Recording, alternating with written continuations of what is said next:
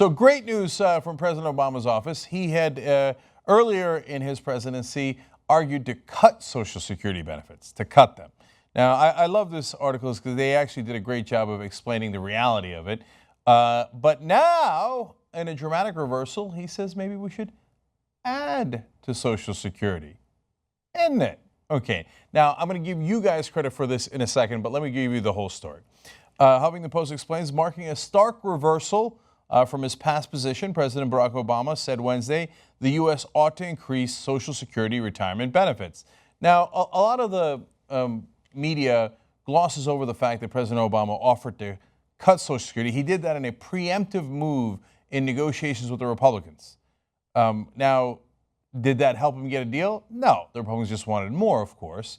They're like, oh, cutting Social Security, we like it, but you need to cut it more. Because he'd already conceded that he would cut them. And he was the only one to do it publicly.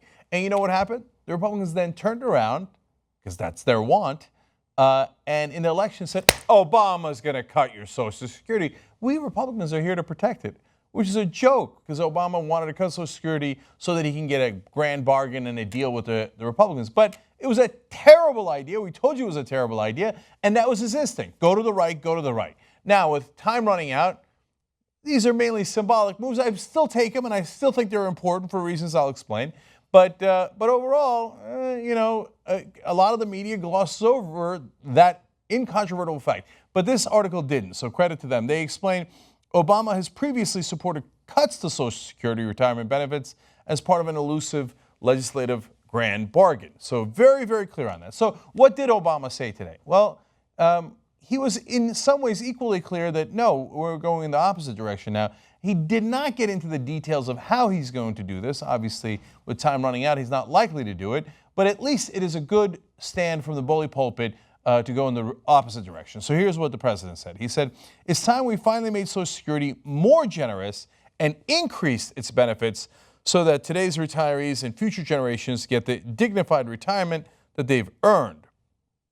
Fantastic. He went on to say, and we can start paying for it by asking the wealthiest Americans to contribute a little bit more. They can afford it. I can afford it. So you've got to ask yourself this question now. Why? Why the big change? Again, if you're not sold on the change, because a lot of Democrats don't even know that this happened. It doesn't get covered very much. And so they'll be, so surprised that they'll be incredulous. I can't tell you how many conversations with Democrats where I said, President Obama offered to cut Social Security, and they're like, no. So let me give you more background. This is, again, from back in the day. The cut Obama came closest to passing would have come from changes to the formula used to calculate annual cost of living adjustments that help benefits keep pace with inflation. The White House repeatedly offered it to congressional Republican leaders during fiscal cliff talks at the end of 2012. And again, Huffington Post here explains the announcement represents a major evolution in the president's public position on Social Security and a coup for the progressive wing of the Democratic Party, which increasingly views benefits expansion as a core element of its agenda. So let's break it down. Number one, what is President Obama's real position?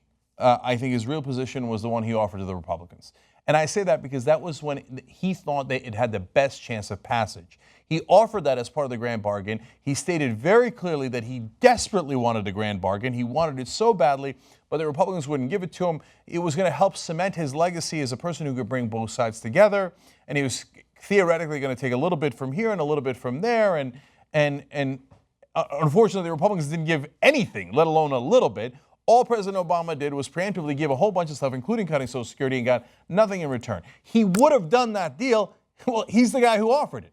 Now, when he offers it, full well knowing that there's no chance in the world that these Republicans are going to let him increase Social Security, well, practically speaking, it's a little irrelevant. He knows it. He's offering it now to make up for the fact that earlier he offered to cut Social Security. So later he can say, what, me? No, right before I left office, right before I closed the door, I said we should increase it. No, Democrats, I'm on your side. I'm such a progressive, right? So do I believe that this is a genuine position change for Barack Obama? Look, there's a small chance, right? He might have realized very, very, very late in the game, oh yeah, the Republicans aren't going to give me anything. Maybe I should just go with what I would want in an ideal world. Yeah, maybe if you fought for what you want and they fought for what they want, you might one day meet in the middle or somewhere in that area. Okay, like maybe he had an awakening about how to negotiate with the Republicans or anyone else. Remotely possible. But I really think that he's in his heart, he's not that progressive. He would have loved to have done that deal. Okay, but so why is it even a win? Why are we celebrating it today? Because these things matter. So Bernie Sanders was among the first people to say, hey, you know what? We're not going to talk about cutting Social Security anymore. We're going to talk about increasing Social Security benefits. You know what the most popular program in the United States of America is? Social Security. About 86% approval rating. Gigantic approval rating from Republicans and independents and Democrats. So Sanders said, that's it, the buck stops here. From now on, there's a new conversation and if there's any negotiation at all, we're going to start talking about how we're going to increase Social Security. Well, that conversation is awesome. You see, that's how you practically get things done. That's a pragmatic way of, in the lingo of politics, moving the Overton window. But for those of you who are not familiar with it, it's just saying like moving the conversation further left instead of further right. So it worked. It worked. And they always say like, oh, just Sanders, get out of here. That's never going to happen. Well, all of a sudden he got Hillary Clinton to move her position. She was not for increasing Social Security until she felt a threat from Bernie Sanders in the primary. All of a sudden, like, yeah, I think maybe we should increase Social Security. President Obama talking about cutting it. Now all of a sudden talking about increasing it. You see, that's how you win. Now, in the end, there will be a lot of back and forth and negotiations if they're ever going to move on this. And by the way, if they don't move on it, Social Security benefits won't be cut. That's a win for us. There's a rare situation where not doing anything, I know they'll say, oh, Social Security is going to go bankrupt. That's not true. Social Security, back in 2010, for example, had a $2.8 trillion surplus. It still has well over $2 trillion surplus. It's in actually great economic shape. The problem is that the politicians over the last couple of decades have stolen from the Social Security Trust Fund. They just raided it. They just took it and they gave it to the rich in tax cuts. They used it for wars, etc., right? But they owe you that money.